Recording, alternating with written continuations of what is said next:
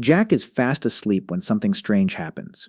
In his dream, he's running through a dark forest. He has no idea what he's running from, but somehow he knows he needs to get away. Jack turns around to see what's chasing him, and there's nothing there. He keeps running anyway. Then, suddenly, he wakes up. His room is exactly where he left it. So why did his brain just scare him for no reason?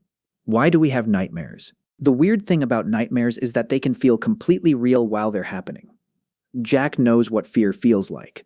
He can feel like he's falling, being chased, or even in danger. But none of it is actually happening. Jack is lying safely in his bed the entire time. His brain is simply creating a story so convincing that, for a few moments, Jack doesn't realize it's a dream. And that's because sleeping doesn't mean the brain stops working. During sleep, the brain is still busy processing information, memories, and emotions from the day. Sometimes it takes pieces of those memories and mixes them together. That's why a dream can start in Jack's bedroom, suddenly move to his old school, and somehow end with him running from a giant chicken.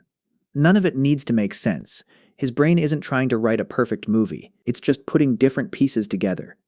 But that still leaves the interesting part. Why does the brain sometimes turn those dreams into nightmares? One possibility is that nightmares are connected to how the brain processes strong emotions. Stress, fear, anxiety, and difficult experiences can all influence what someone dreams about. So if Jack has had a stressful day, his sleeping brain may use some of those emotions while creating a dream. It doesn't mean Jack is secretly in danger, and it doesn't mean every nightmare has a hidden message. Sometimes the brain simply creates a strange combination of memories and emotions, and Jack gets the world's worst movie. There's another reason nightmares can become so strange. While Jack is dreaming, the parts of the brain involved in emotions can be very active, while areas involved in logical thinking don't work exactly the same way as when he's awake. That's why dream logic is so weird. Jack could be standing in his kitchen, then suddenly he's underwater, and somehow he's still wearing his shoes. In a dream, Jack doesn't stop to question it. It just feels normal. Eventually, a really intense dream can wake Jack up. He opens his eyes and looks around the room. The forest is gone. The mysterious creature is gone. And thankfully, so is the giant chicken. Jack is back in his bed, wondering why his own brain decided to put him through all of that. And that's probably the strangest part about nightmares.